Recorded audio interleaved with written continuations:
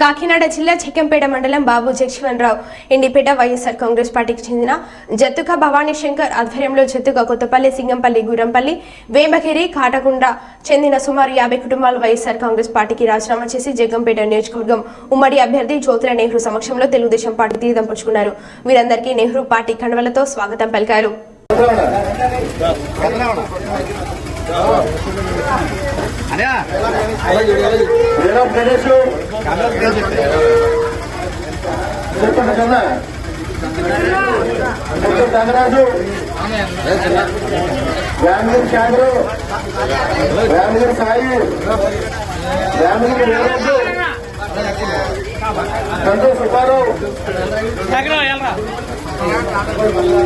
పండు దుర్గా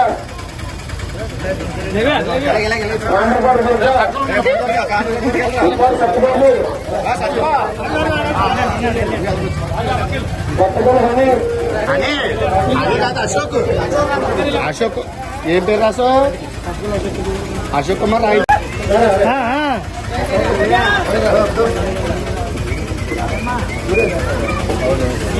అందరం దిట్టు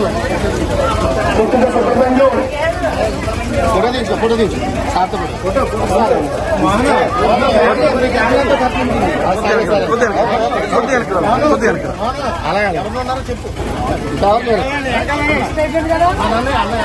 పౌలని వాళ్ళు వచ్చారు.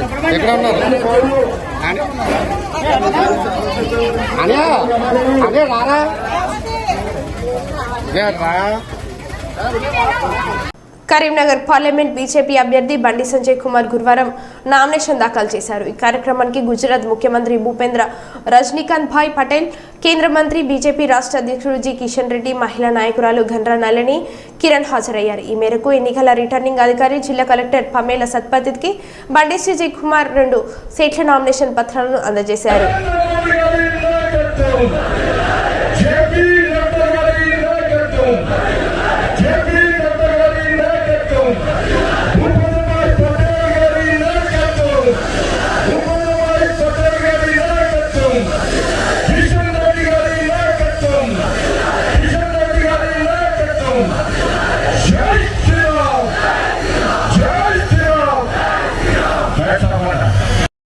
పులివెందుల అసెంబ్లీ వైఎస్ఆర్ కాంగ్రెస్ అభ్యర్థిగా నామినేషన్ వేసిన సీఎం జగన్ విజువల్స్.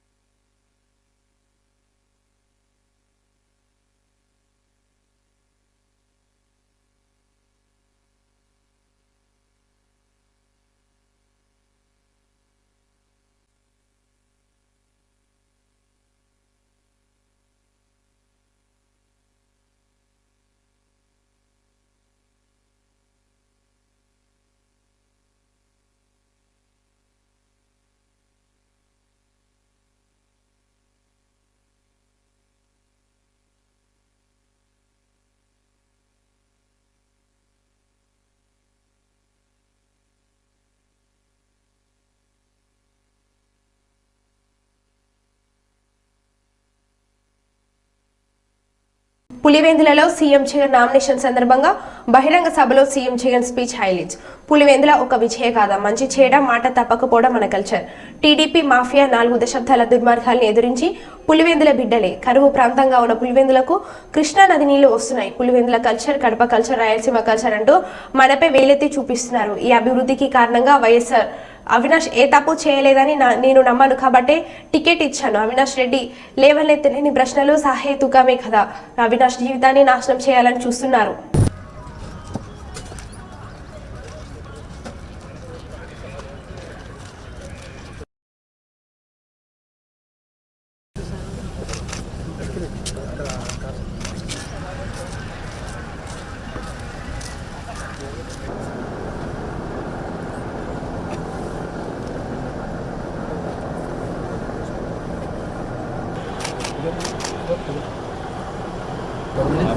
इलाके रिप्रेजेंट करने से बहुत अच्छा काम करने जा रहे हैं। अल्लाह अल्लाह एक मुल्क को नशा को चुनने जा रहे हैं अल्लाह तेरे फजल तेरे करम से अल्लाह जगन को निशा 2019 से 24 तक बहुत अच्छे काम किए हैं लोगों के दिलों को बदला दे जब अल्लाह वोट डालने अंदर जाते तो अल्लाह अपने हाथों को अल्लाह फैन की निशानी को डालने की तौफीक हर एक सारे कौम को जो फ़ायदा होता है वो हमें अता फरमा अल्लाह तेरे फजल तेरे करम से अल्लाह 200 सीटें हमारे हैं अल्लाह 170 और 5 सीटें MLA के हैं सब हमें जीतने की तौफीक अता फरमा अल्लाह एमपियों के हैं तो एमपियों की सीटें अल्लाह 25 के 25 हमें हासिल करने की तौफीक अता फरमा अल्लाह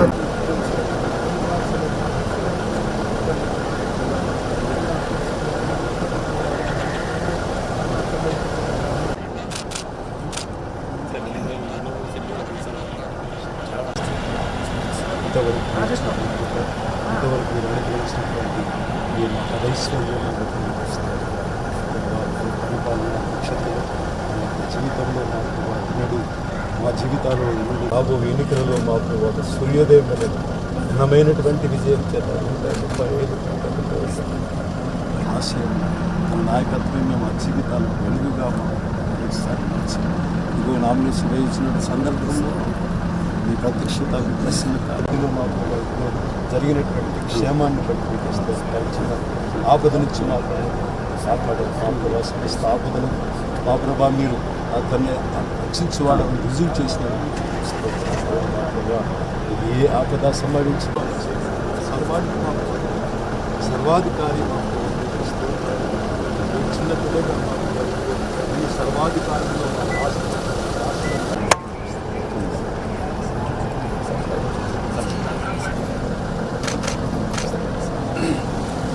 ఓం శ్రీనాథ విఘ్నవ్యాలకులప్రమత్తగరుడో విఘ్నేప పంచాననః స్థిరైరంగైస్తుష్టభాగం సస్తనోభిః వ్యసేమ దేవహితం యదాయుః దీర్ఘమాయుః మరుతయేనావర్ధయంతి శతమేధమేవ శతాత్మానం భవతి శతమనంతం భవతి దీర్ఘమాయుః సమానం భవతి శతాయ పురుషశ్రేంద్రియ ఆయుష్యేంద్రియే ప్రతిష్టతి సహ్యసాహినే నమో వయం వైశ్వభనాయ కుర్మహే సమే కామాన్ కామకామాయ మహ్యం కామేశ్వరో వైశ్వభనో దధాతు ప్రత్యాస్మహవ్యేర్నమసో వసత్యా మిత్రం దేవం మిత్రదేయన్నోऽस्तु అడోరాధానభిషా వర్ధయంతః శతం జీవేమ శరదస్సు వీరాః దేవేంద్రియే ప్రతిష్టతి సమస్త సన్మంగళాని భవంతు దిగ్విజయీ భవ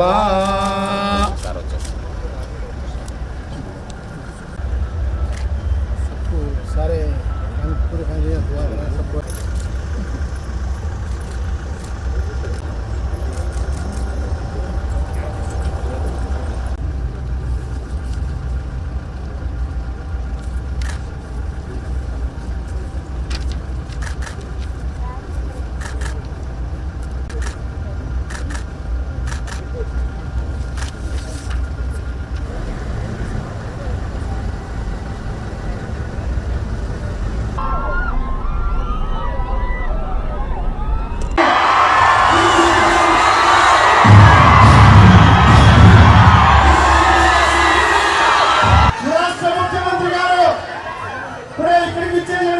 నంద్యాల జిల్లా శ్రీశైలంలో ప్లాస్టిక్ వాడకాన్ని ప్లాస్టిక్ నిషేధాన్ని స్వచ్ఛందంగా సహకరించాలని అటవీశాఖ ఫీల్డ్ డైరెక్టర్ మూర్తి దేవస్థానం ఈవో పెద్దిరాజు స్థానికులకు భక్తులకు విజ్ఞప్తి చేశారు. ప్లాస్టిక్ నిషేధంపై స్థానిక అటవీశాఖ సైన్స్ ల్యాబ్లతో అధికారులతో స్థానిక వ్యాపారస్తులతో అధికారులు సమీక్ష సమావేశం నిర్వహించారు.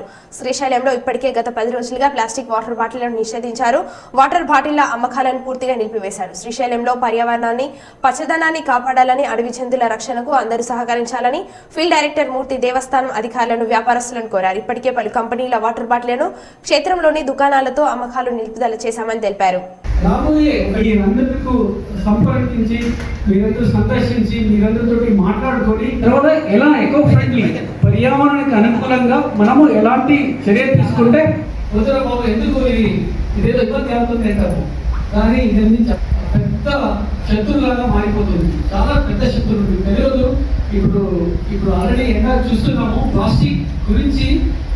ఇది ప్రపంచంలో ఆ ప్లాస్టిక్ చేయడం, మ్యానుఫ్యాక్చర్ చేయడం మనం అర్థం చేసుకోవాలి. మనమందరూ చదువుకున్న వాళ్ళు, మనమందరూ మనం వర్తించాలి, పర్యావరణానికి అనుగుణంగా మనం జీవించాలి. తెలుసు ఇది ఇంప్లిమెంట్ చేసినప్పుడు కొన్ని కష్టాలు ఉంటాయి, మనమందరూ ఎదుర్కొందాం. అయితే మనం కష్టం భరించాల్సి వస్తుంది. కాబట్టి ఈరోజు ఒక స్థిరమైన దేవస్థానం చుట్టూ ఉన్నటువంటి ప్రాంతాల్లో డంప్ యార్డ్, అలాగే వ్యర్థ పదార్థాలు అనేవి డైలీ ఆత్మకూర్ అండ్ కమిటీలో అదర్ మెంబర్స్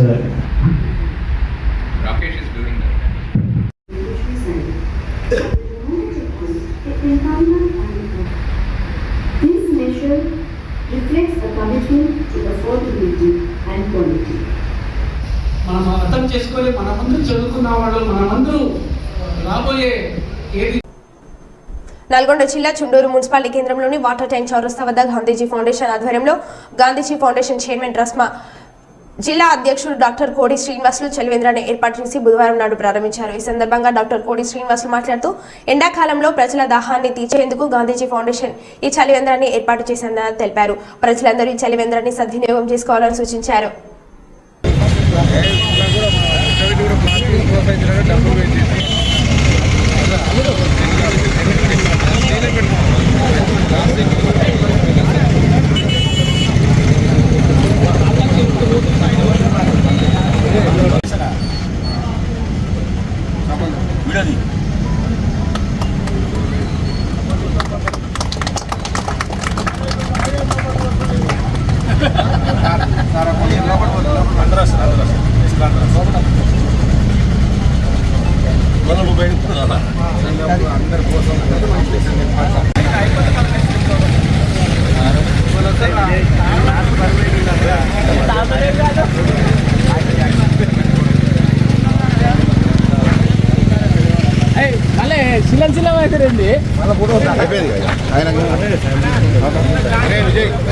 జర సైడ్ కున్నాను సైడ్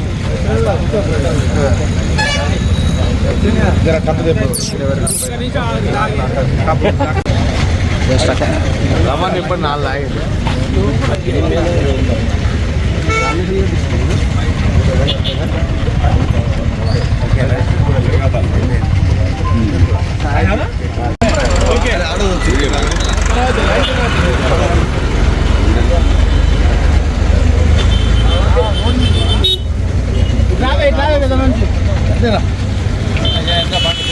రోడ్ మీద బాగా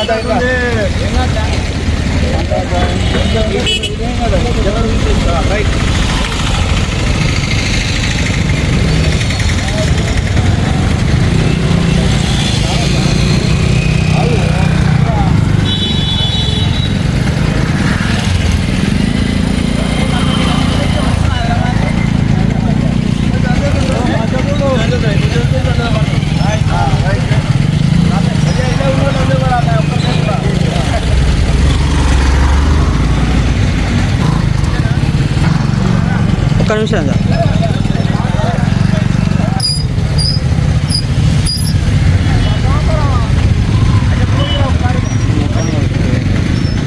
కర్నూలు జిల్లా ఆదోని మండలంలోని జాలమంచి గ్రామంలో ఇంటింట ప్రచారం మొదలుపెట్టిన ఎన్డీఏ కూటమి అభ్యర్థి డాక్టర్ పార్థసారథి.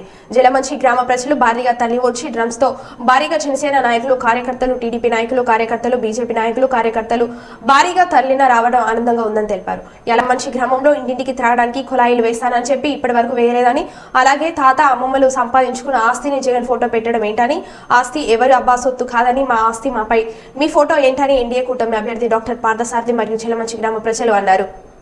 చూడండి, ఆయన ఏం చేశాడంటే, నరేంద్ర మోదీ గారి ఆలోచన ఏమిటి, మన ప్రధాన నరేంద్ర మోదీ గారి ఆలోచన ఏంటి, ప్రతి పేదవాడికి ఇల్లు ఉండాలా అని చెప్పి 1,80,000 రూపాయలు ప్రతి పేదవాడికి ఇచ్చి ఇల్లు కట్టుకోమని చెప్పాడు. స్థలాన్ని, ప్రభుత్వాన్ని చూపించమని చెప్పాడు.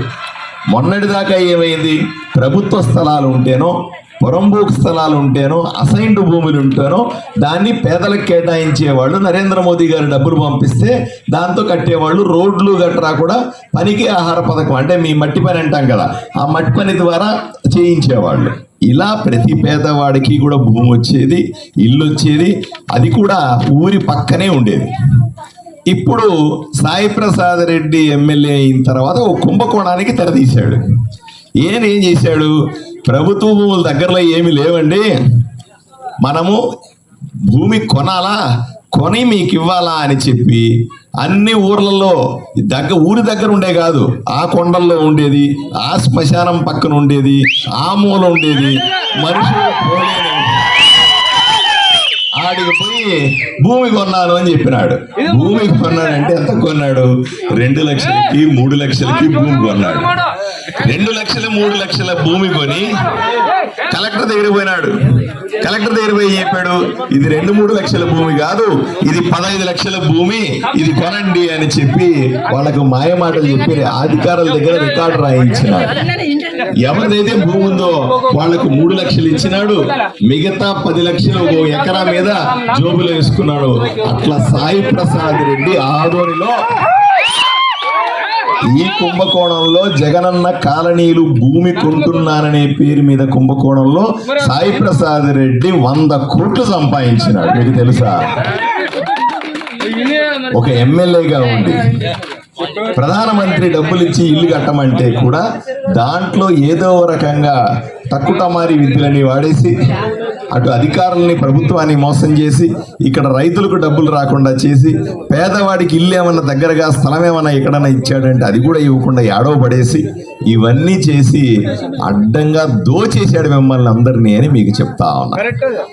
ఇలా 43 గ్రామాల్లో చేశాడు, టౌన్ చుట్టుపక్కల కూడా చేశాడు, ఆదోని చుట్టుపక్కల కూడా చేశాడు. ఇంత దారుణం ఎక్కడన్నా ఉందా అని అడుగుతా ఉన్నా. శవాల మీద పేలాలు అమ్ముకోవడం ఎత్తుకోవడం ఉంటుంది చూసారా? మన శవం ఎత్తుకుపోతా ఉంటే చిల్లర వేస్తారు, ఆ చిల్లర ఎత్తుకునేవాడు ఉంటాడంటాడు. అది సాయి ప్రసాద్ రెడ్డి.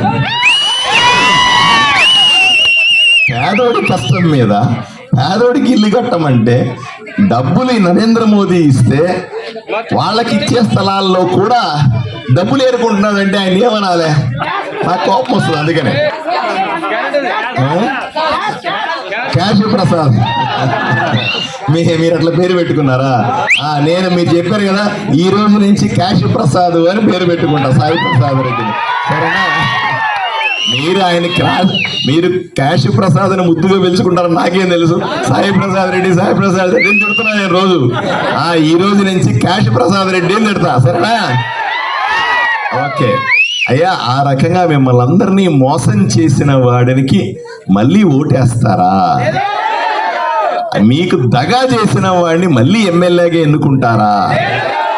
వాడిని ఇంటికి పంపించాల్సిన అవసరం ఉందా లేదా? అయ్యా అయిపోయింది, మీరందరూ చెప్పిన తర్వాత అయిపోయింది. ఇంకా 22 రోజుల సమయం ఉంది. 22 రోజుల తర్వాత నేను ఎమ్మెల్యే అవ్వబోతా ఉన్నా. అయిన తర్వాత ఎవడెవడైతే తిన్నాడో, మీ సొమ్ము ఎవడెవడైతే తిన్నాడో మొత్తం కక్కిస్తా.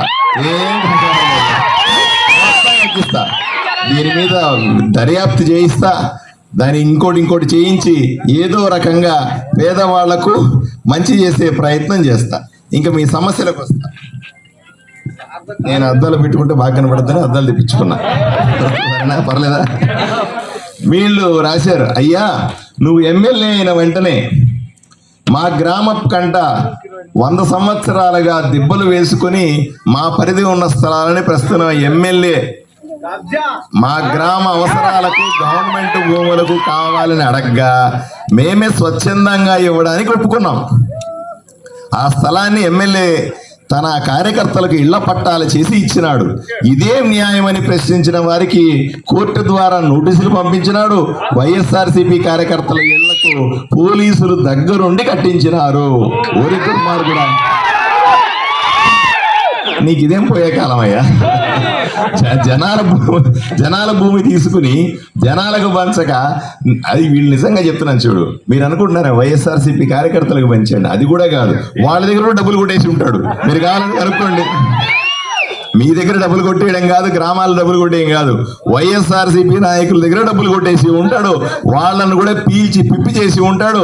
కాకపోతే వాళ్ళు మింగాలేక కక్కలేక ఉంటారు. కనుక్కోండి కావాలంటే మీరు. వాళ్ళ అనుచరులకు ఇస్తాడు, అది చేస్తాడు, ఇది చేస్తాడు. ఇళ్ల పట్టాల పంపకం కూడా అర్హులకు కాకుండా అనర్హుడుగా ఉన్న వారికి పట్టాలు ఇచ్చాడు. ఇది విచిత్రమైన జబ్బు ఉంది ఈ సాయిప్రసాద్ రెడ్డికి. ఎప్పుడు కూడా ఇప్పుడు కేవలం వాళ్ళ కార్యకర్తలు వేస్తే ఓట్లేస్తేనే గెలిచాడు ఆ సాయిప్రసాద్ రెడ్డి? చెప్పండి. ప్రజలందరూ ఓట్లేస్తే కదా ఎమ్మెల్యే అయినాడు కదా. ఇప్పుడు జగన్మోహన్ రెడ్డి గారు 2019 ఎన్నికల్లో నాకు ఒక్క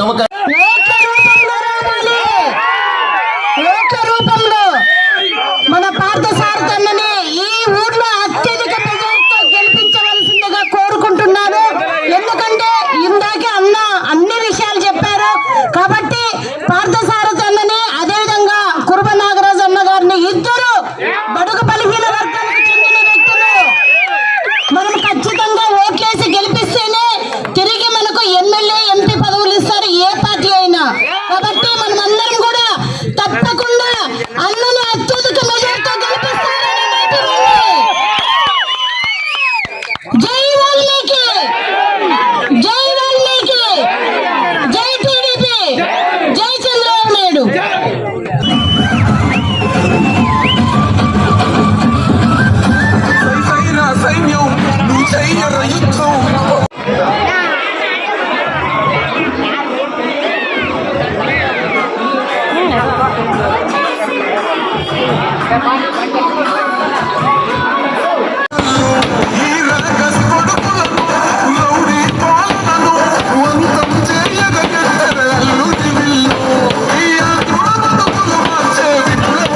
వర్ధనపేట మండలం రామోజీ కుమ్మరిగూడెం తండాలో ప్రమాదవశాత్తు మంటలు చెలరేగి గడ్డివాముపై పడడంతో ముఖ్య రామోజీ మంగుకి చెందిన 2 గడ్డివాములు పూర్తిగా దగ్నం. సంఘటన స్థలానికి చేరుకున్న ఫైర్ సిబ్బంది మంటలు చెలరేగకుండా అడ్డుకోవడంతో తప్పిన ప్రమాదం.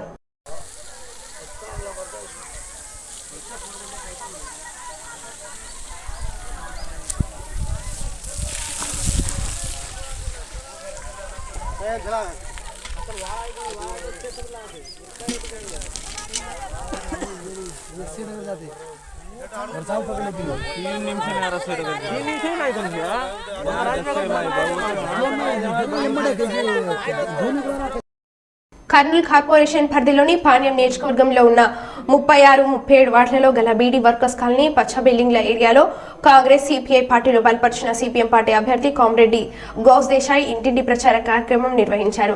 ఈ సందర్భంగా ప్రజలు మాట్లాడుతూ గతంలో సిపిఎం పార్టీ ఎమ్మెల్యేగా గెలిచిన ఎంఏ గపూర్ చేసిన అభివృద్ధి తప్ప గత 15 సంవత్సరాలుగా ఎలాంటి అభివృద్ధి జరగలేదని, తాము పడుతున్న బాధలను సమస్యలను సిపిఎం పార్టీ అభ్యర్థి డి గౌస్ దేశాయ్ దృష్టికి తీసుకువచ్చారు అన్నారు. కామ్రెడ్డి గౌస్ దేశాయ్ మాట్లాడుతూ 2004లో సిపిఎం పార్టీ ఎమ్మెల్యేగా ఎంఏ గఫూర్ ను గెలిపించడం వల్ల మంచినీటి సమస్య పరిష్కారం కోసం కృషి చేయడం జరిగిందని, ఓవర్ హెడ్ ట్యాంకులు నిర్మించడం, పైప్ లైన్ల ద్వారా నీటిని అందించి కృషి చేయడం జరిగిందన్నారు.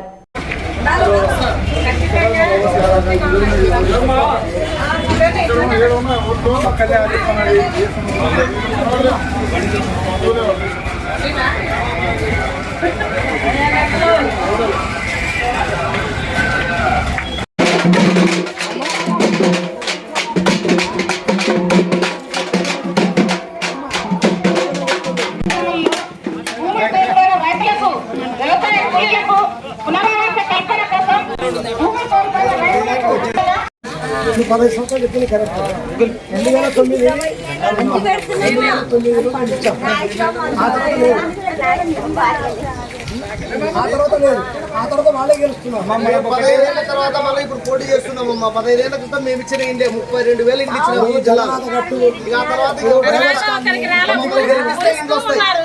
ఆడ పెట్టుబడి పెట్టిన వాళ్ళు వడ్డీ కట్టలేకుంటున్నారు, ఇంటి పడిగా కట్టలేకుంటున్నారు. అంటే కనీసం మాకు ఇల్లు ఇవ్వండి, బాడిగా కంతు కట్టుకుంటామంటే కూడా పరిస్థితి లేదు. అందుకని నిరంతరం పేదల కోసం పోరాడేటువంటి పార్టీ సిపిఎం పార్టీ అని మీ అందరికి తెలుసు కదా. లేకుంటే ప్రజల మధ్య తగాద పెట్టడం తప్ప. అందుకోసం మనం ఆలోచించాలి. మన ప్రాంతం అభివృద్ధి చేయాలి. మంచి రోడ్లు ఎప్పుడు వేయచ్చు. 2007, 2009 అదే వేసింది. ఆ పరిస్థితి దాకా ఎవరు చేయాలి. 15 సంవత్సరాలు గడిపోయింది. మరి ఎమ్మెల్యేలు 3 సార్లు గెలిచారు. కాబట్టి పేదల గురించి ఆలోచిస్తారు. వాడు ఎవరు ఆలోచించాలి. వాళ్ళ ఆస్తులు ఇప్పుడు ఈరోజు ప్రకటించిన 18 కోట్ల రూపాయల